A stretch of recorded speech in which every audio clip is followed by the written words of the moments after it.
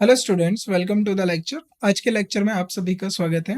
आज हम अपने कॉम्प्रीहेंशन का पार्ट सिक्स के अंदर हम प्रीवियस ईयर क्वेश्चंस डिस्कस करेंगे, वो भी एसएससी एग्जाम के। अब इससे पहले जो 5 पार्ट हमने पढ़े उसके अंदर हमने क्वेश्चंस को प्रैक्टिस किया, कुछ कॉन्सेप्ट समझे कि कॉम्प्रीहेंशन से हमसे एग्जामिनर क्या चाहता है, वो किस बारे में हमसे जानकारी चाहता है, उन चीज़ों पे हमें विशेष ध्यान देना होता है। तो वो सब हमने प्रैक्टिस करा। अब उसके साथ अब हम प्रीवियस ईयर क्वेश्चंस प्रैक्टिस करेंगे। अब हम प्रीवियस ईयर क्वेश्चंस के अंदर देखिए, यहाँ पर अभी हमने 2014 से शुरू करा है और लेटेस्ट एग्जाम तक जाएंगे। जब तक हमारे जो पैसेज आए वो सब कवर करेंगे और उसमें जो इंपॉर्टेंट पैसेज हैं उन पे भी हम खास ध्यान रखेंगे, जिससे हमारे एग्जाम में पैसेज और जो कॉम्प्रीहेंशन है उसमें हमारा जो स्कोर है वो 100% आए। तो अब हम आगे बढ़ते हैं, पैसेज 1 से शुरुआत करते हैं। As I stepped out of the train, I felt unusually solitary since I was the only passenger to alight। यानी वो क्या फील कर रहा, सोलिटरी, यानी सोलिटरी का मतलब होता है अकेलापन, अकेला।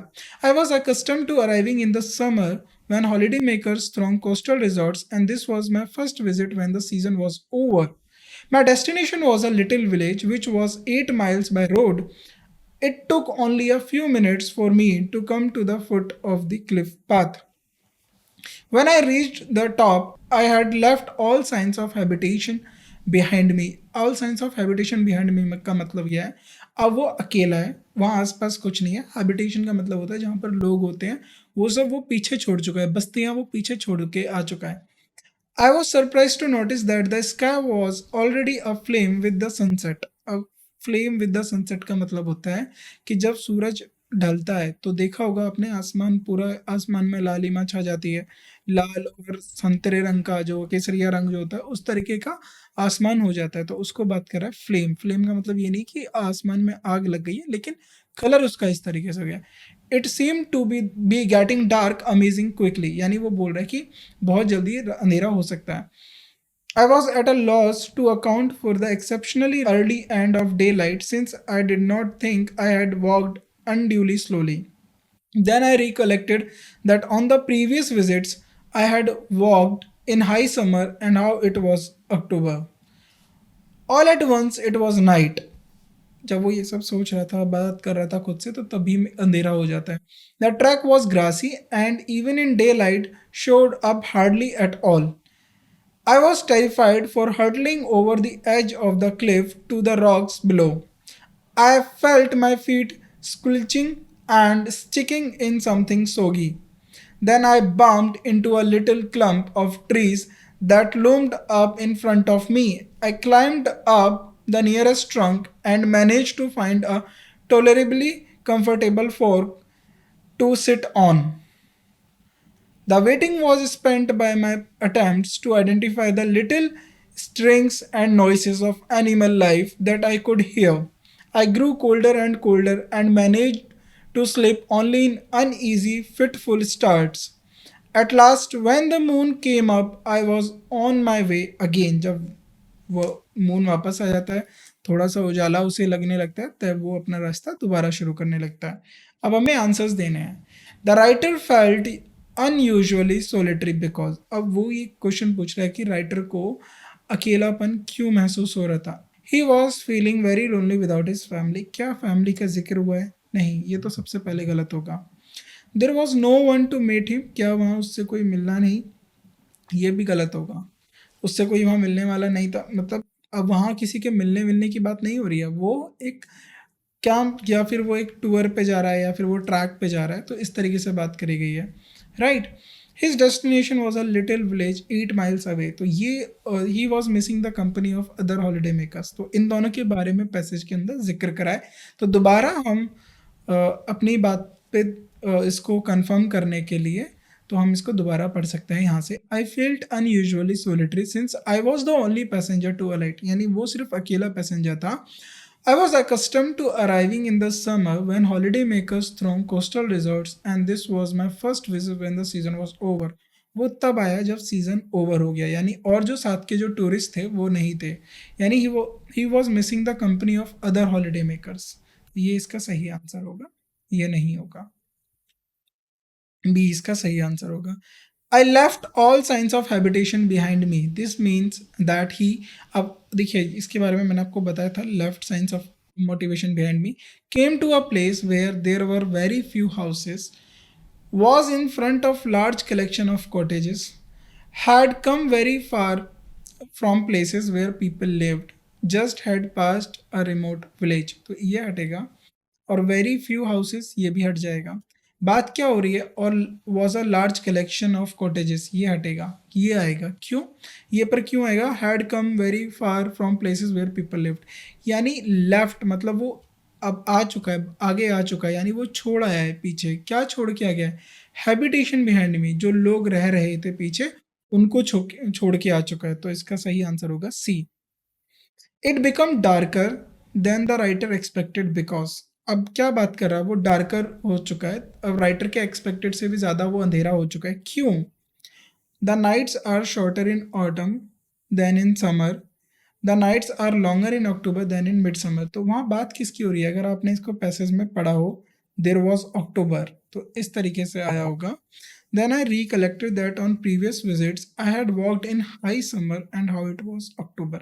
यानी वो बता रहा है वो समर में ज़्यादा करा, अक्टूबर चल रहा है वो, राइट. तो इसको हम याद रखेंगे. देन मिड समर, तो ऑटम की बात नहीं हो रही है. The train arrive later than usual, अगर ट्रेन लेटर देन यूजुअल से अराइव्ड हुई है तो नहीं, इस बारे में भी बात नहीं है. He had walked unduly slowly, unduly slowly चलने से, अब इसको तो आप सबसे पहले खुद भी कट कर सकते हैं कि धीरे चलने से क्या अंधेरे में कम या ज़्यादा होगा, नहीं होगा. तो अब वो एक्सपेक्टेड था, उसको इतना अंधेरा क्यों होगा, क्योंकि जो अक्टूबर सीजन होता है, जो सर्दियां होती हैं उसमें रात लंबी होती है और ज़्यादा डार्क होती है एज कम्पेयर टू समर. तो इसका सही आंसर होगा B. The writer found it difficult to keep to the path because, अब राइटर को वो उस पाथ पे चलने में क्यों डिफिकल्ट हो रहा था. The darkness and narrowness of the path, क्या पार्क डार्क और नैरो था. Poor visibility and grassy track, देखिए ये काफ़ी ना क्लोज हैं, बहुत हैं. Darkness, narrowness of the path, वो क्लिफ के बारे में. The darkness and his slow pace, poor visibility and dew of the grass. चलिए ड्यू पे तो बात करी नहीं है, डार्कनेस और पुअर विजिबिलिटी पे बात करी है. तो इसका अगर हम दोबारा कंफर्म करना हो तो हम यहाँ से चेक कर सकते हैं. द ट्रैक वॉज ग्रासी, तो ट्रैक था वो ग्रासी था, और ग्रासी होने की वजह से वो डे लाइट में भी उस पर चल पाना मुश्किल होता था. तो इट वॉज नाइट, नाइट भी थी और ग्रासी भी था. तो इसका सही आंसर होगा the poor visibility and grassy track. Grassy track था वो, उस पर घास थी ट्रैक के ऊपर. When the settled himself on the fork of the tree, अब वो बोल रहा है जब उसने सेटल कर लिया fork of the tree पे, he had a sound sleep, was disturbed by a noise of animals, was too afraid to sleep, tried to sleep but without much success. अब अगर इसका आप सही आंसर देखें तो यहाँ पर ये मिलेगा. I bumped into the little clump of tree that loomed in front of me. I climbed up the nearest trunk and managed to find tolerably comfortable fork to sit on. The waiting was spent. My attempts to identify little stirring noises of the animal life that could I hear. तो अगर आप इसकी बात करो, tolerably comfortable की बात करो, तो यानी try to sleep without much success, मतलब वो अपने आप को comfortably नहीं था, वो मैनेज कर रहा था. तो इसका आंसर होगा डी. अगला आता है हमारा पैसेज 2. ये जो पैसेज है हमारे एसएससी सीजीएल एग्जाम शिफ्ट 1 2015 में पूछा गया है. अब हमें इसको पढ़ना है और इसके आंसर करने हैं. द इंस्टिंक्टिव नेचुरल, इंस्टिंक्टिव का मतलब क्या होता है, इंस्टिंक्ट से बना है ये वर्ड. तो उसका इंस्टिंक्ट का मतलब क्या होता है, जब हमारी बातों से, हमारे इशारे से, तो जो हमारे इंस्टिंक्ट होते हैं वो हमारा नेचर शो करते हैं. नेचुरल वे टू एक्सप्रेस क्या होता है, express anger is to respond aggressively. Anger is natural, तो यहाँ किसी को लेके बात हो रही है पैसेज में, गुस्से को लेके बात हो रही है. क्या है, एंगर इज नेचुरल, ठीक है, गुस्सा आना स्वाभाविक है, ये नेचर है ना. Adaptive response to the threats, it inspires powerful often aggressive feelings and behaviors which allow us to fight and to defend ourselves when we are attacked.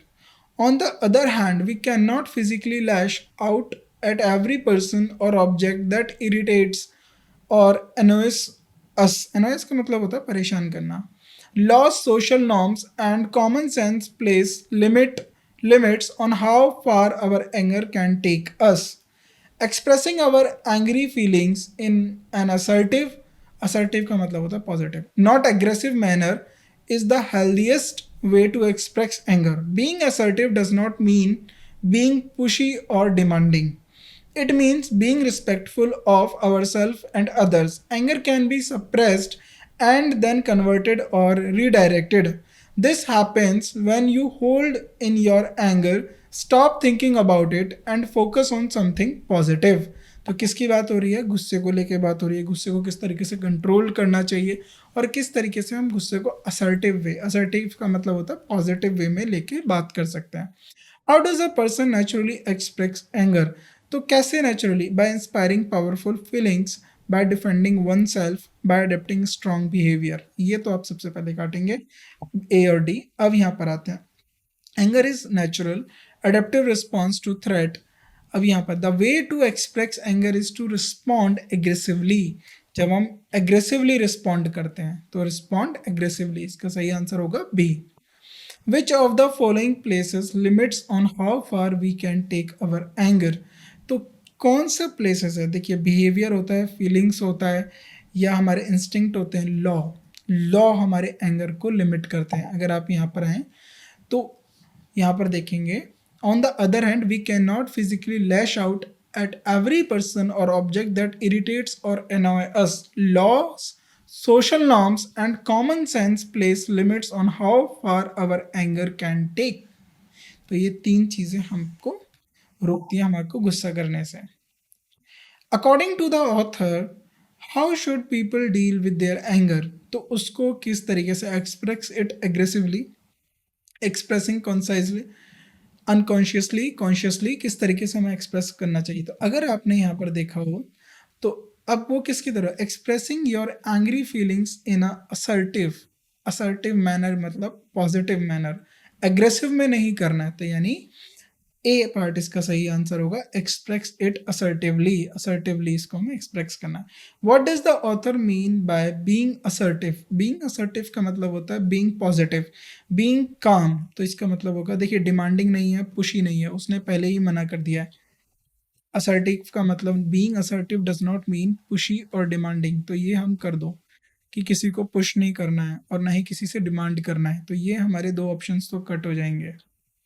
Right. Respectful, काम. तो इसमें जो होता है असर्टिव का मतलब होता है कामनेस. पॉजिटिव तब आप रहेंगे जब आप काम रहेंगे. तो असर्टिव का मतलब, और इसको अगर हम चेक करना चाहें, अब असर्टिव का मतलब पॉजिटिव होता है. अब देखिए असर्टिव का मतलब होता है पॉजिटिव. यहाँ से मैं आपको बताता हूँ एरर कहाँ होती है. या तो हम इसे काम कर सकते हैं या तो हम इसे रिस्पेक्टफुल कर सकते हैं. ये दोनों ही पॉजिटिव मीनिंग कन्वे कर रहे हैं.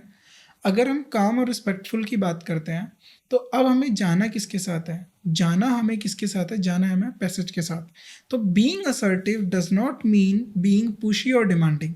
यानी असर्टिव का मतलब ये नहीं है कि आप पुशी और डिमांडिंग हो जाओ, आप पुश करो दूसरों को, डिमांड करो. नहीं, it means being respectful of our self and other self. यानी रिस्पेक्टफुल रहो. तो कामनेस नहीं होगा, रिस्पेक्टफुल इसका सही आंसर होगा, क्योंकि ये यहाँ पर पैसेज में दिया हुआ है. तो इसका सही आंसर होगा रिस्पेक्टफुल, नॉट कामनेस. ये हमारा पैसेज के अकॉर्डिंग गलत हो जाएगा. How according to the author one suppress anger? अब किसी अकॉर्डिंग, ऑथर के अकॉर्डिंग किसी को अपना एंगर जो है किस तरीके से सप्रेस यानी दबाना चाहिए. By thinking about one's anger, by converting anger, by redirecting anger. तो अब ऑथर ने किस तरीके से एंगर को कंट्रोल करने के लिए बोला है. Anger can be suppressed with then converted और रिडायरेक्टेड. और हम उसको क्या कर सकते हैं? सप्रेस कर सकते हैं और उसको कन्वर्ट कर सकते हैं, रिडायरेक्ट कर सकते हैं. This happens when you hold in your anger. जब आप खुद का गुस्सा होल्ड करें, thinking about it and focus on something positive, और उसके बारे में सोचना बंद करें और किसी पॉजिटिव पे सोचें. तो इसका सही आंसर क्या होगा? By holding one's anger.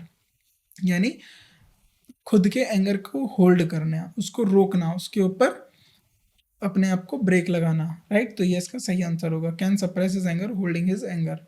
अब आता है हमारा पैसेज 3. ये भी हमारा एसएससी एग्जाम CGL 1 2015 में पूछा गया. अब पैसेज 3 के अंदर क्या है, अब हम पढ़ते हैं.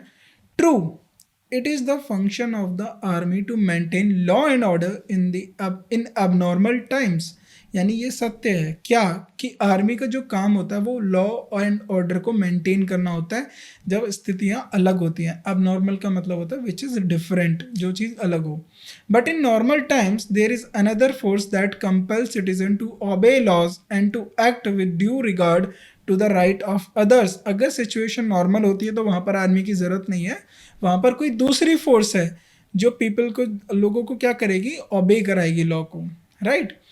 The force also protects the lives and properties of law abiding men.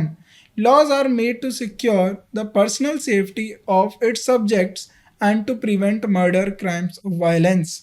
They are made to secure the property of the citizens against theft and damage and to protect the rights of communities and castes to carry out their customs and ceremonies. Customs का मतलब होता है कि जो आप घर पे करते हैं, पूजा पाठ करते हैं, तो जो भी आपका विधि विधान होते हैं वो उनको हम कस्टम्स बोलते हैं। So long as they do not conflict with rights of others, now the good citizen of his own free will obey these laws and he takes care that everything he does is done with due regard to the rights and well-beings of others। यानी इसमें किसकी बात करी गई है, law की बात करी गई है। और जो एक अच्छा सिटीजन जो होता है उसकी पहचान होती है वो लॉ को फॉलो करता है, दूसरों के राइट्स और दूसरों के बारे में भला सोचता है। But the bad citizen is only restrained from breaking these laws by the fear of the consequences of his action. तो जो खराब सिटीजन्स होते हैं, जो लॉज को तोड़ते हैं, तो उनको हम कैसे रोक सकते हैं, जब उनको कॉन्सिक्वेंसेस को लेकर डराएं कि अगर आपने कानून तोड़ा तो उससे क्या होगा। And the necessary steps to compel the bad citizen to act as a good citizen are taken by this force. The supreme control of law and order in a state is in the hands of a minister, who is responsible to the state assembly and act through the inspector general of police. यानी IGP हो गया, तो director general of police होता है, डीजीपीज होते हैं, उनके ऊपर कौन होते हैं, कानून मंत्री होते हैं जो रूल्स बनाते हैं। मिनिस्टर्स होते हैं, लॉ एंड ऑर्डर मिनिस्टर्स को फॉलो करते हैं, और जो लॉ एंड ऑर्डर्स मिनिस्टर बनाते हैं उसको जो देखभाल करते हैं वो स्टेट असेंबली के में रिस्पॉन्सिबल होते हैं, राइट। अब हमारे आते हैं questions. The expression customs and ceremonies, customs और सेरेमनीज का मतलब क्या होता है। अगर आप यहाँ पर आए तो they are made to secure property of the citizens against theft and damage and to protect the rights of communities and castes to carry out। देखिए राइट किसके कर रहा है, कम्युनिटीज़ के, कास्ट्स के, जो तो वो अपने कस्टम्स और सेरेमनीज यानी तीज त्यौहार अपने बना सकें, अपने फेस्टिवल्स को बना सकें इस तरीके से। तो हैबिट्स और ट्रेडिशन होगा क्या, राइट। तो फेयर होगा unusual practice of religious rights, यानी अपने जो रिलीजियस राइट्स हैं उनकी यूजुअल प्रैक्टिस कर सकें। They are made to secure the property of citizens against theft and damage, means that the law, अब लॉ क्या कर रहा है, लॉ क्या कर रहा है, सिक्योर कर रहा है प्रॉपर्टी ऑफ सिटीजन्स को थेफ्ट यानी चोरी होने से, नुकसान होने से। Safeguard people's possession against being stolen और lost, initiates process against offenders of law. क्या इस बारे में बात हो रही है, नहीं हो रही है, क्योंकि सिक्योर का मतलब होता है प्रोटेक्ट, प्रोटेक्ट करना, सेफ गार्ड करना। Help in recovering the stolen property of the citizens, क्या उनको रिकवर करके दे रहे हैं, no. Assist the citizens whose property has been stolen और डिस्ट्रॉयड, क्या उनको असिस्ट करता है, नहीं, उनकी रक्षा करता है, उनके पोजेशंस की और उनके जो प्रॉपर्टी है उनकी रक्षा करता है चोरी होने से या उसको किसी तरीके से नुकसान होने से। तो इसका सही आंसर होगा ए, safeguard people's possession against being stolen or lost. Which one of the following statement is implied in the passage? The police hardly succeed in converting bad citizens into good ones. Criminals who flout the law are seldom brought to book. Seldom का मतलब होता है rarely, है ना, not often brought to book. Peaceful citizens seldom violate the law. The police check the citizens whether they are good bad from violating the law। अगर हम इस तरीके बात करें तो the police check the citizens, तो कौन चेक करता है इस पे, अगर हम इसको यहाँ से पढ़ें, now the good citizens of his own free will obey these laws and he take care of everything he does in done with due regard to the rights and well-being of others, but the bad citizens only restrain the breaking these laws by the fear of the consequences of his actions। and the necessary steps to compel the bad citizen to act as a good citizen are taken by this force. यानी police force के द्वारा होने चाहिए ऐसे necessary actions. तो अगर हम इसे सही आंसर दें तो इसका सही आंसर होगा to ensure peace amongst the citizens by safeguarding individual rights. हमारा थर्ड का सही आंसर जो होगा the police check the citizens whether they are good bad from the violating the law, ये इसका सही आंसर होगा। According to the writer, which one of the following is not responsibility of the police? To check violent activities of citizens, to maintain peace during extraordinary circumstances, to protect the privileges of all citizens, या फिर to ensure the peace among the citizens by safeguarding individual rights। ये भी है, ये भी है। जो extra ordinary circumstances होते हैं, अगर आपने पैसेज 1 में पढ़ा है, बिल्कुल स्टार्टिंग में पढ़ा है paragraph 1, it is function of the army to maintain law and order in abnormal times. तो जो अबनॉर्मल टाइम्स होते हैं, जो बहुत ज़्यादा सिचुएशन गंभीर होती है, उसमें कौन आती है? आर्मी आती है, नॉट पुलिस। तो ये हमारा जो है सही आंसर है, ये हमारे गलत है। ये पुलिस के लिए सही है, बट जो responsibility which of the not देखना है, जो पुलिस की रिस्पॉन्सिबिलिटी नहीं है। तो बी आंसर होगा इसका। Which of the following statement is not implied in the passage? Law protect those who respect it. क्या लॉ उनकी रक्षा करता है जो इसके बारे में बताया? A criminal is deterred from committing crimes only the fear of the law? yes, law उनको प्रोटेक्ट करता है जो उसकी रिस्पेक्ट करते हैं। The forces of law help to transfer irresponsible citizens to the responsible one? yes, law ensure people's religious and social rights absolutely and unconditionally। अब इसको जरा ध्यान से देखना, law ensure people religious and social rights absolutely and conditionally. तो ये जो है ये इसका गलत है, इसका आंसर, क्योंकि यहाँ पर ये जो इम्प्लाई करा गया है, अगर आप इसको देखेंगे, they are made to secure people against theft and damage, to protect the right communities caste carry out their customs and as they long they do not conflict। यानी जब तक वो कॉन्फ्लिक्ट नहीं करें दूसरों के राइट्स को, अनकंडीशनली की बात नहीं करी गई है, यानी जब तक वो दूसरों के लॉज को कॉन्फ्लिक्ट ना करें, एट कंडीशनली। तो ये इसका सही आंसर होगा। अगला आता है हमारा पैसेज 4, जो CGL शिफ्ट 1 2015 में पूछे गए हैं। Journalist argue over functions of a newspaper. I feel that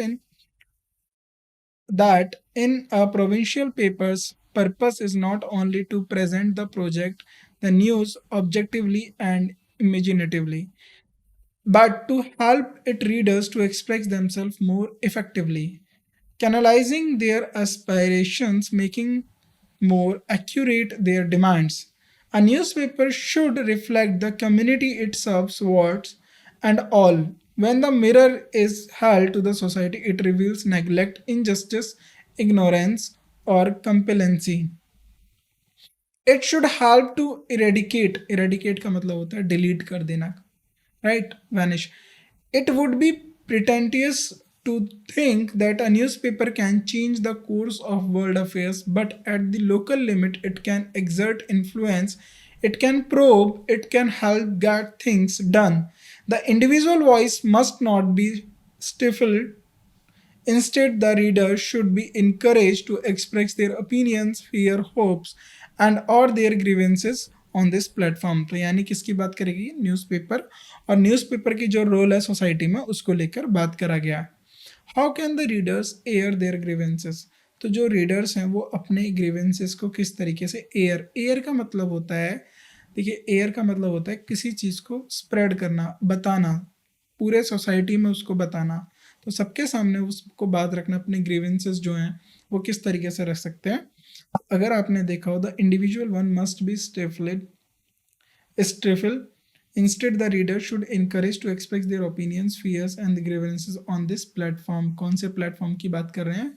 local newspaper की बात कर रहे हैं। किसकी बात कर रहे हैं? By writing to their local newspaper, not just supporting. आप जब आप लिखेंगे लोकल न्यूज़पेपर को अपनी बातें, तो ही न्यूज़पेपर उसको प्रिंट करेगा और वो आपके जो ग्रीवेंसेस हैं वो एयर होंगे, यानी readers air by writing to their local newspaper. What is the main purpose of a newspaper? Newspaper का मेन पर्पस क्या होना चाहिए? Project news objectively and immediately, क्या ये इसका पर्पस होना चाहिए? अगर आप इस पे क्वेश्चन को दोबारा ध्यान से देखें,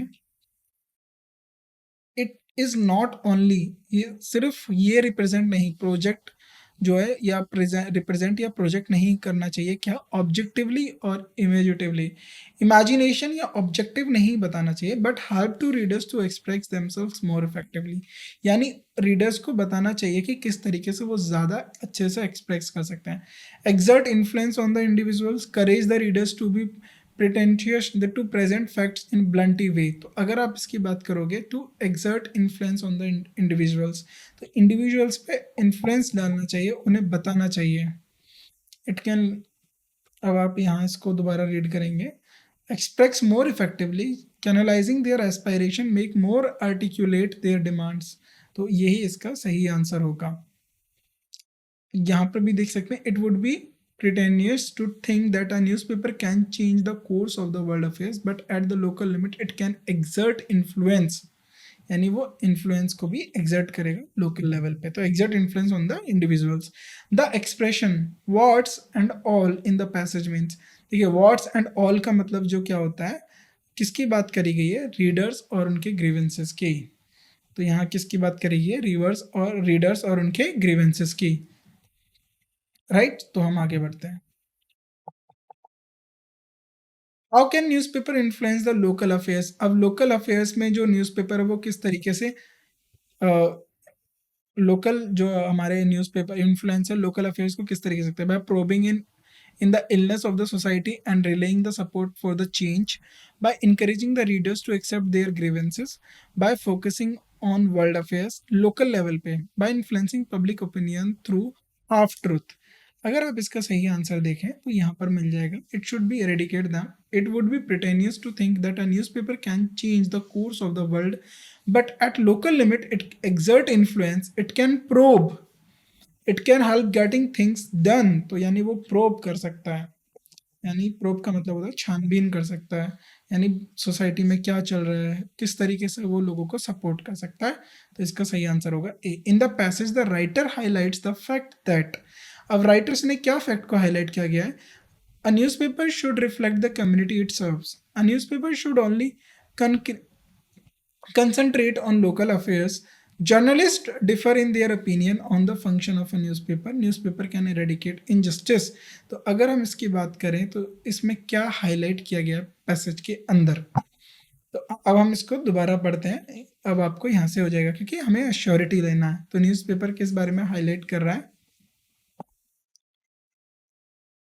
यानी अगर हम यहाँ से journalist argue over functions of a newspaper, यानी हाईलाइट क्या हो रहा है कि जो जर्नलिस्ट हैं वो आर्ग्यू करते हैं फंक्शंस ऑफ न्यूज़पेपर पे। तो यानी जर्नलिस्ट के डिफरेंट ओपिनियंस होते हैं फंक्शंस का न्यूज़पेपर पे लेके। तो ये हमारा पैसेज में हाईलाइट किया गया। अब हमारा आता है पैसेज 5। ये हमारा एसएससी सीजीएल 1 2016 में पूछा गया है। The first working steamed powered vehicle was designed and most likely built by Ferdinand Verbiest, a Flemish member of Jesuit mission in China around 1672. It was 65 centimeter long scale model toy for the Chinese emperor that was unable to carry a driver or a passenger. It is not known if Verbi's model was ever built. Nicholas Joseph Cognot is widely credited with the building the first full-scale self-propelled mechanical vehicle or automobile in about 1769. He also created a steam-powered tricycle. He constructed two steam tractors for the French army, one of which is preserved in the French National Conservatory of Arts and Crafts. His inventions were, however, handicapped by problems of water supply and maintaining steam pressures. In 1801, Richard Trevithick built and demonstrated his deep-puffing Devil Road locomotive, believed by many to be the first demonstration of a steam-powered road vehicle. Steam power mode vehicle का मतलब है more likely car, जो हमारे Richard ने बनाया था वो पहला माना जाता है। It was unable to maintain sufficient steam pressure for long periods, but वो क्या था लॉन्ग पीरियड्स। तो पहले क्या होता था, स्टीम से जो क्या था हमारा इंजन चलता था, पहले पानी गर्म करते थे कोयले से, फिर उसमें स्टीम बनता था, स्टीम से हम इंजन को चलाते थे। तो ये इस बारे में हमारा पैसेज दिया हुआ है। अब हम इसके sentiment against steam-powered road vehicles led to the Locomotive Acts of 1865. In 1805, Nicephore Nipse and his brother Claude probably created the world's first internal combustion engine, which they called पायलो। देखिए जब अब ये वर्ल्ड आपका मतलब world first internal combustion engine का मतलब है कि कंबंशन उसी के अंदर हो रहा है, यानी जो ईंधन है उसी के अंदर हो रहा है और वो चल रहा है। तो इसको नाम दिया उन्होंने पायरियोलोफोरे। पायरियोलोफोरे उसको इंजन को नाम दिया था। First full scale working steam power tricycle was built by. अब पहली ट्राईसाइकिल किसके द्वारा बिल्ट करी गई थी? अगर इसका आंसर आप जाएंगे तो आपको यही मिल जाएगा, द फर्स्ट फुल स्केल। ये तो प्रोपल्ड है। द निकोलसन जो credit building the first full scale propelled mechanical vehicle इधर बना है। तो हमें इस डेट को देखना है। 1801 पे हमारा क्या बना है? ब्रैड लॉकेट बना है। और इसका जो सही आंसर होगा वो हमारा होगा कॉग्नॉट। क्या है? इसका सही आंसर होगा हमारा कॉग्नॉट। कॉग्नॉट ने हमारा क्या बनाया? First steamed power tricycle. Cugnot इसका सही आंसर। Cugnot built steam tractors for the French army. ये अभी हमारा एग्जाम, तो अभी हमने पैसेज के अंदर पढ़ा है French army. The problem with Trevithick's puffing devil was कि वो लंबे टाइम तक के लिए प्रेशर को मेंटेन नहीं कर पाती थी। अगर इसका हम सही आंसर देंगे, it is inability to maintain the steam pressure, right. What is meant by sentiment? Sentiment in the context of the given. तो सेंटिमेंट का मतलब क्या होता है? देखिए सेंटिमेंट का मतलब होता है अपनी भावनाएं, अपनी फीलिंग्स। तो अब हमें पैसेज का मतलब बताना है। पैसेज में जो सेंटिमेंट यूज हुआ है, sentiment against steam powered vehicles led to the locomotive act, यानी जो सेंटिमेंट्स थे वो स्टीम पावर्ड लोकल व्हीकल्स के, उसकी वजह से लोकोमोटिव एक्ट आया। तो यहाँ पर देखेंगे तो डिप्रेशन, फैसिनेशन, सेलिब्रेशन और रिजेंटमेंट। तो सही वर्ड होगा रिजेंटमेंट। द प्रिलियोफोरे वॉज, अब ये क्या है जो हमारा एग्जाम में पूछा गया है? तो ये पैसेज में पूछा गया है। जो पैसेज हमारा the name of the first internal combustion engine. तो यहाँ तक हमने अपने 5 पैसेज करे। इसके बाद के जो पैसेज है वो हम अगले लेक्चर में अटेंड करेंगे और इस तरीके से बाकी प्रीवियस ईयर क्वेश्चंस भी हम डिस्कस करेंगे। Thank you.